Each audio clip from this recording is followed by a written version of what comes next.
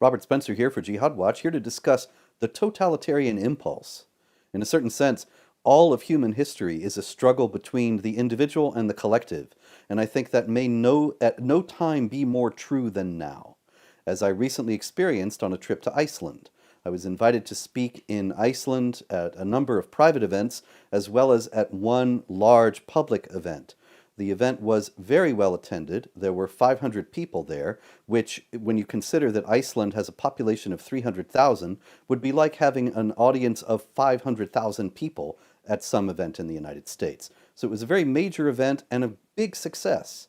However, it came amid a cloud of negative publicity. Now, of course, I'm used to negative publicity, but in Iceland it was really extraordinary. All of the Icelandic press, for some time before I arrived in the country, had printed story after story about what a terrible man I am, how I inspired a murderer, and how I was listed as a hate group leader, and so on. All these charges are false, based on half-truths or tendentious misrepresentations of reality, but they were the only thing that Icelanders learned about me in the run-up to the event. So really, it was remarkable that 500 people were out there to see someone whom they had been led to believe was essentially the equivalent of Adolf Hitler come to speak to them. But they did. They braved the opprobrium, and they came, and the event was a big success. However, after the event, as any speaker will know, it's a certain kind of exuberance, exhilaration, and the other speaker, Ms. Christine Williams, another Jihad Watch writer, and I, along with our security man and the event organizers, went to a local restaurant there in Reykjavik to celebrate. At that point, a young man, an Icelander, came up to me and he said, "Mr. Spencer," and he shook my hand. He said he was a big fan, and he walked away. And shortly thereafter, another Icelander came up, also addressed me by name, and he said something that I would prefer not to repeat in this video, but which you can find in print sources. And it was not a kind word. In any case, at that point we thought it might be a good idea to leave. We left the area, and I went back to my hotel. When I was in my hotel room, I suddenly started to feel quite ill. Numbness in the face, nausea, ultimately vomiting, and other symptoms that were very clear that something was clearly wrong. My security man took me to the hospital, and there I had a racing heartbeat, high blood pressure, all sorts of terrible things going on, was there throughout the night, and tests showed that I had been poisoned. Now, it seems to me likely that the young man who actually came up and said he was a big fan was not really a big fan and had actually put the poison into my drink. This was because he was closer. He came right up to the table, whereas the other man who said the unkind word was farther away. So the fellow who said he was a well-wisher is the primary suspect.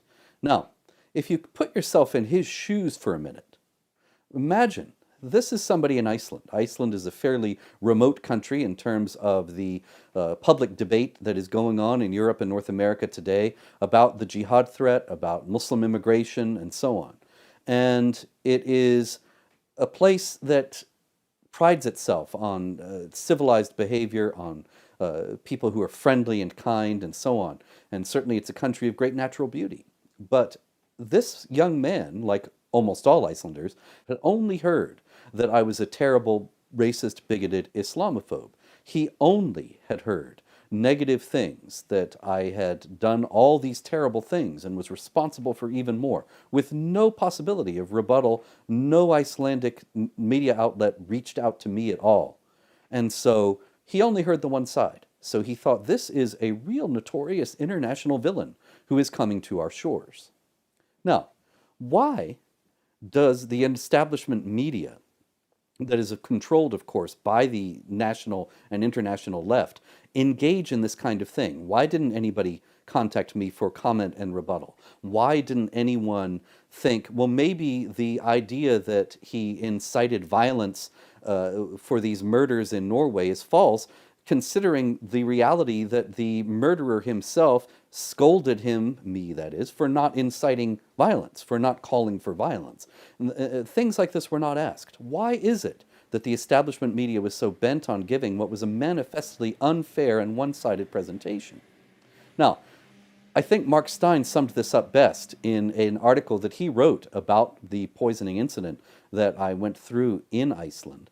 And he said that the left and the Muslim spokesmen in the West generally tend to shy away from debate because they are too stupid to defend their own positions.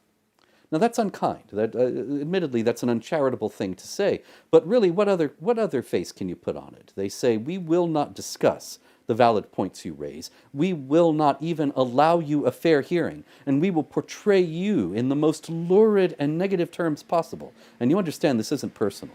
Certainly it happens to me, but it happens to every one of my colleagues also who speak honestly about the motivating ideology behind the international jihad threat.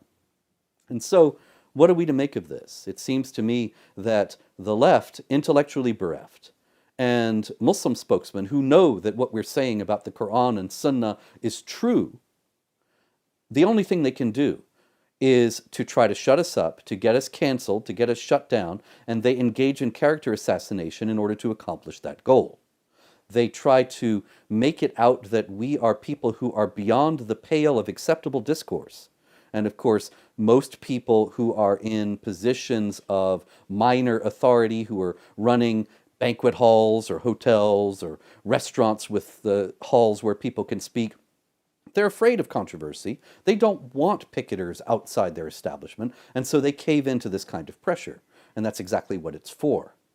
So the idea is to engage in character assassination to the extent that people are afraid to deal with us. People are afraid to read our books. People are afraid to consider what we have to say on its face. They're afraid to consider the rational argumentation that we make on its merits, because they're afraid of the opprobrium that will come to them as it has come to us if they do so. They're afraid of being accused, as we are constantly accused, of racism, bigotry, Islamophobia, and the rest.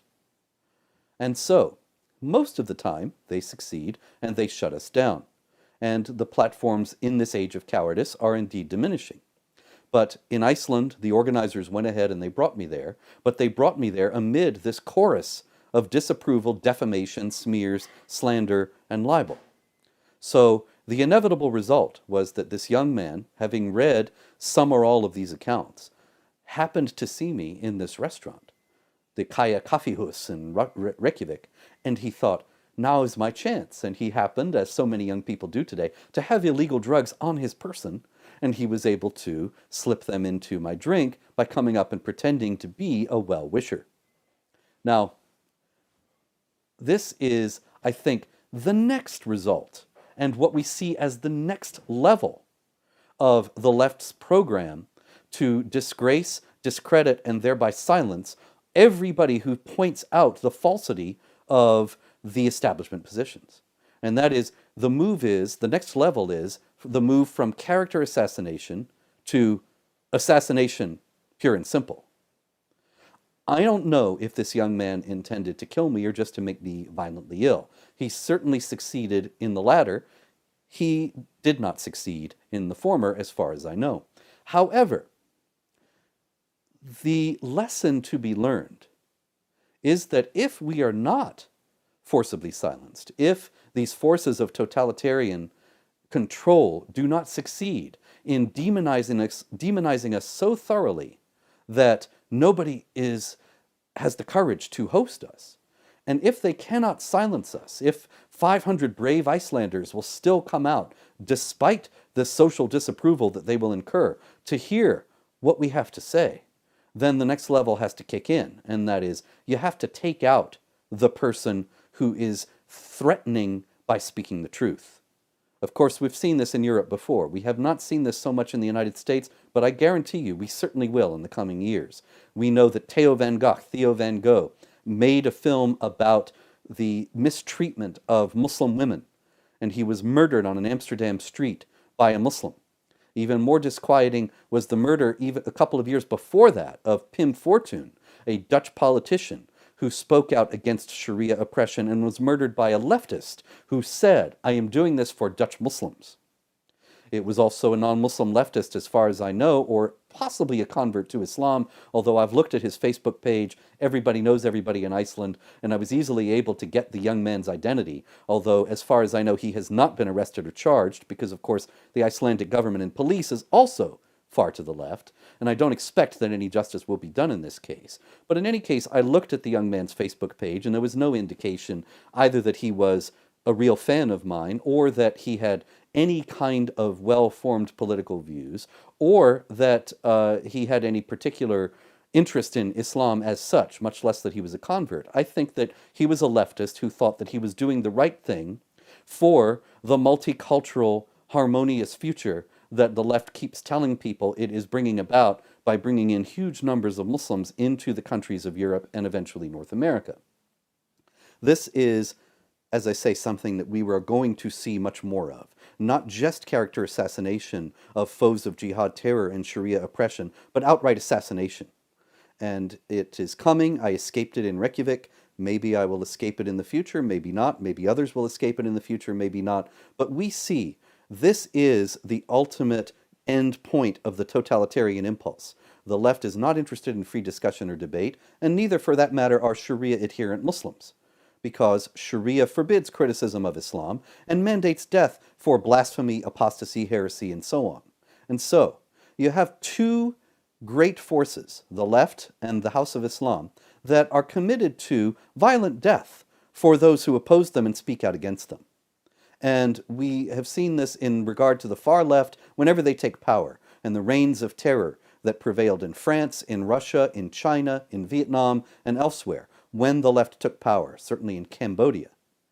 And so these two impulses coalesce, and it results in the violent suppression of all dissenting voices. I got a small taste of it in Iceland, and others will too.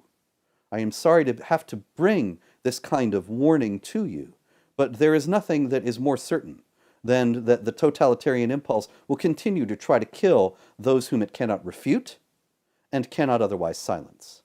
I'm Robert Spencer. Thank you.